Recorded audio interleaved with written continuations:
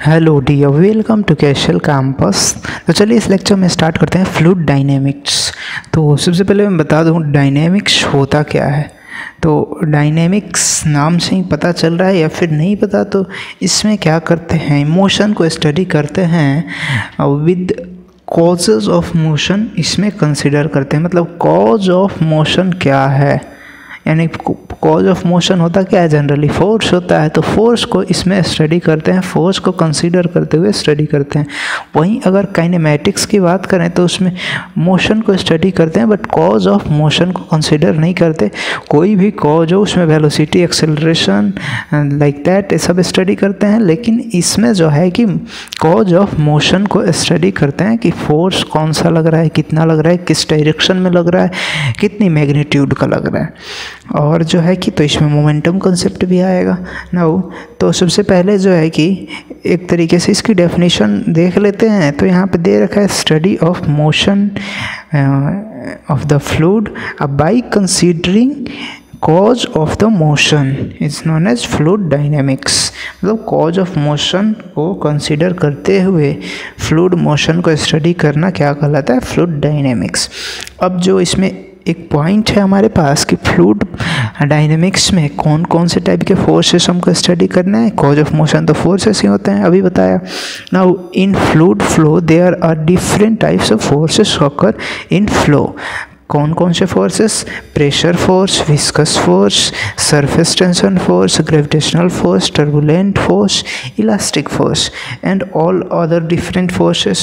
मतलब इसके अलावा भी बहुत सारी फोर्सेस होती हैं। जैसे कि मैं अगर एक फ्लूइड एलिमेंट कंसीडर करूं, जो कि यहाँ पे कंसीडर कर रखा है मैंने, तो इसमें आप देखोगे कि एक क्या लगेगा, प्रेशर फोर्स लगेगा, उसके बाद और क्या लगेगा, सरफेस टेंशन फोर्स लगेगा, विस्कस फोर्स लगेगा, उसके बाद जो है टर्बुलेंट फोर्स लगेगा, और जो है इलास्टिक फोर्स लगेगा, ग्रेविटेशनल फोर्स लगेगा, एफसी।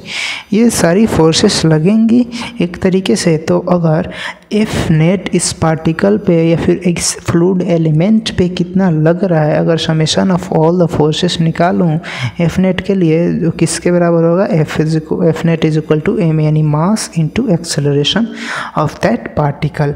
तो इस एलिमेंट का कितना मास है और कितनी एक्सेलरेशन कर रहा है, यही तो आएगा ना। और मास इनटू एक्सेलरेशन को आप और क्या बोलते हैं, इनर्शिया फोर्स भी बोलते हैं। डी एलम्बर्ट प्रिंसिपल आपने पढ़ा होगा, अगर नहीं पढ़ा है तो जब वाइब्रेशन हम पढ़ेंगे तो उसमें देखेंगे डी एलम्बर्ट प्रिंसिपल क्या होता है।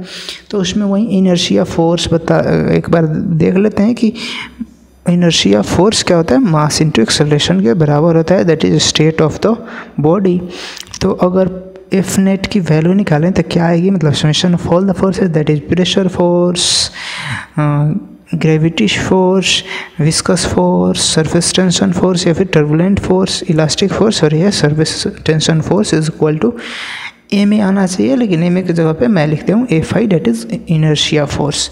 मतलब इन सब का समेशन और ये इनर्शिया फोर्स हो जाएगा, जो रिजल्टेंट आएगा।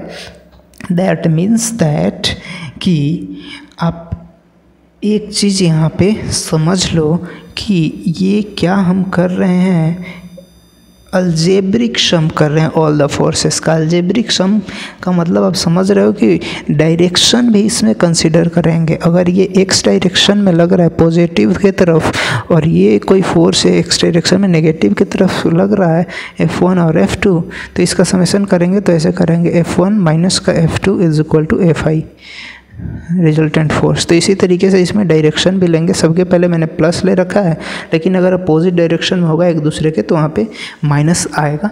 जो आप स्टैंडर्ड कंसीडर करोगे कि ये पॉजिटिव डायरेक्शन है, नेगेटिव डायरेक्शन है एक्स के लिए, और वाई के लिए पॉजिटिव डायरेक्शन, नेगेटिव डायरेक्शन है, उसी टाइप से। तो ये क्या हो गया, न्यूटन्स इक्वेशन हो गया। न्यूटन्स इक्वेशन और मोमेंटम इक्वेशन भी इसको बोलेंगे। ओके, नाउ अब जो एक नेवियर स्टोक्स साहब आए, तो इन्होंने क्या किया कि नेवियर स्टोक्स साहब ने बस ये तीन फोर्सेस को ही कंसिडर किया और कहा यही इनर्शिया फोर्स है फ्लूइड एलिमेंट के लिए, यानी कि प्रेशर फोर्स, विस्कस फोर्स और ग्रेविटी फोर्स, और सारी फोर्सेस को इन्होंने नेग्लेक्ट कर दिया और बोला यही मोमेंटम इक्वेशन है, यही नेट फोर्स के इक्वल है, दैट इज इनर्शिया फोर्स के इक्वल है। उसके बाद एक आइलर साहब आए तो उन्होंने कहा कि नहीं, विस्कस फोर्स भी नेग्लेक्ट करो, और प्रेशर फोर्स और ग्रेविटेशनल फोर्स यही दोनों क्या है, इनर्शिया फोर्स के बराबर है, यानी जो कि है नेट फोर्स के बराबर है, जिसको कि मोमेंटम इक्वेशन बोलेंगे। ठीक है, तो इन्होंने क्या माना कि फ्लूइड जो है नॉन विस्कस है, मतलब विस्कोसिटी उसमें ज़ीरो है, इन्होंने फ्लूइड को कंसिडर कर लिया, तभी तो एफ भी ज़ीरो हो जाएगा, विस्कस फोर्स ज़ीरो हो जाएगा।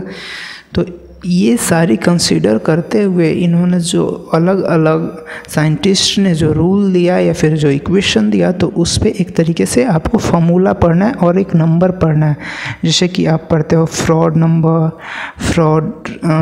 Euler number, Reynolds number. तो ये सारी अगले वीडियो में देखेंगे अच्छे से, और क्या होता है वो भी समझेंगे। तो आशा करता हूँ अभी तक आपको समझ में आया होगा। तो चैनल को लाइक करें एंड सब्सक्राइब भी करो यार। चलो, थैंक यू फॉर वॉचिंग।